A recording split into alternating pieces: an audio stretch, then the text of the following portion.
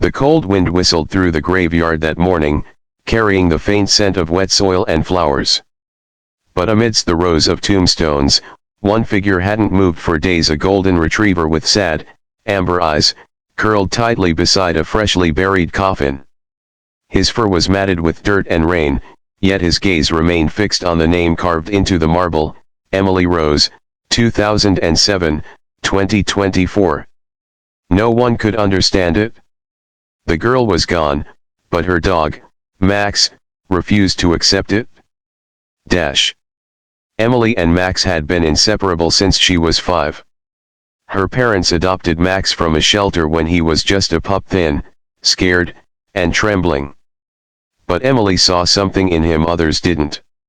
She called him her guardian angel with fur. Every morning before school, she'd whisper to him, "You'll always be my best friend, Max." And he'd respond with a happy bark, as if promising to protect her forever. But forever came too soon. One stormy evening, Emily was on her way home from school when a truck lost control on the slippery road.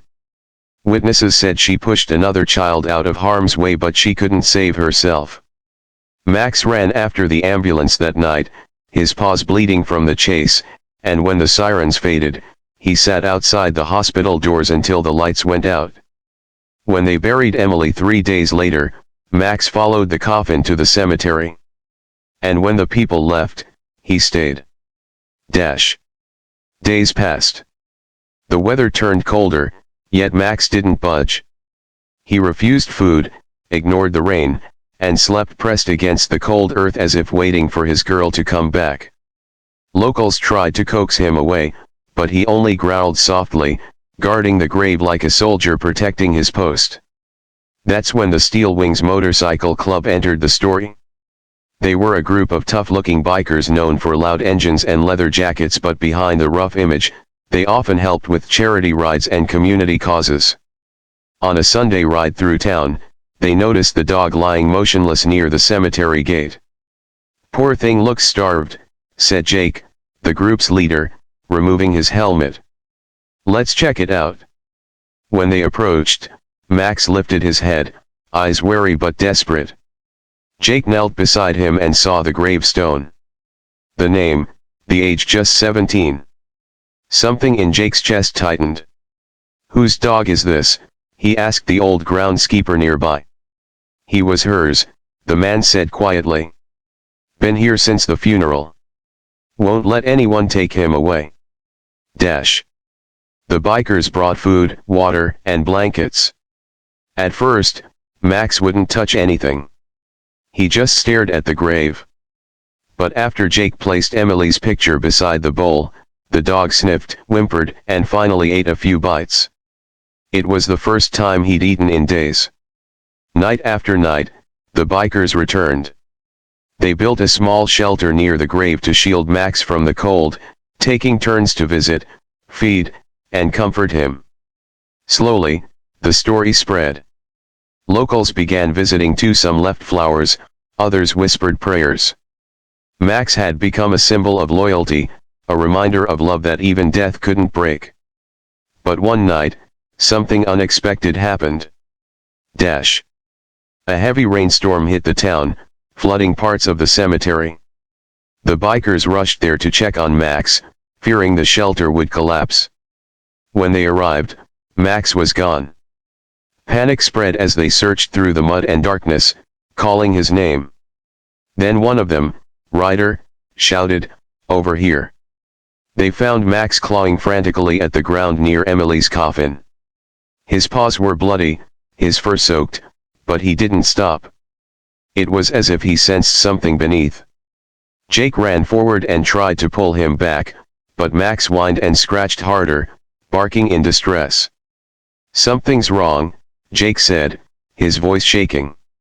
"He's not just digging, he's trying to tell us something." They called the authorities. When the rescue team arrived and carefully opened the edge of the grave, everyone froze. Inside the coffin, beneath Emily's folded hands, was a small, sealed envelope chewed at the corner, as if Max had tried to pull it out. The note was addressed to "Whoever finds Max. Dash. Jake opened it with trembling fingers. The letter was written in Emily's handwriting. If anything ever happens to me, please take care of Max. He's not just a pet, he's my family. When I was sick and scared, he never left my side. He made me believe I wasn't alone. Please don't let him be alone when I'm gone. Tears filled everyone's eyes. The truth hit them like a wave. Max hadn't been guarding her coffin, he'd been protecting the last promise she ever made.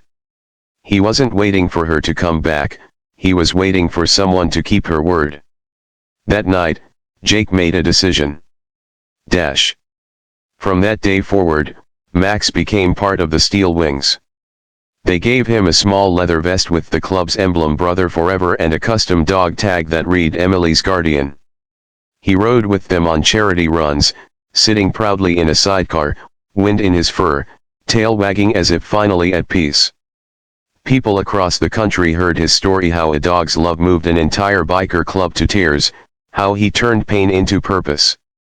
Emily's parents met the bikers and thanked them for honoring her last wish. In the end, Jake said during a local TV interview, "That dog taught us something no sermon or book ever could, that real loyalty doesn't end with death. It lives on in the hearts that refuse to forget." Dash. Years later, a small statue was placed near Emily's grave of a girl sitting beside a golden retriever, both smiling at the horizon. On the base, a plaque read, "True love never dies. It just finds a new way to live." And every evening, as the sun set behind the trees, the roar of motorcycles echoed through the town, followed by the soft bark of a dog who had finally found his family again. Dash. Moral. Love isn't about how long someone stays, it's about how deeply they touch our hearts. Sometimes, the most loyal souls don't speak our language, but they understand something even greater, the language of love that never ends.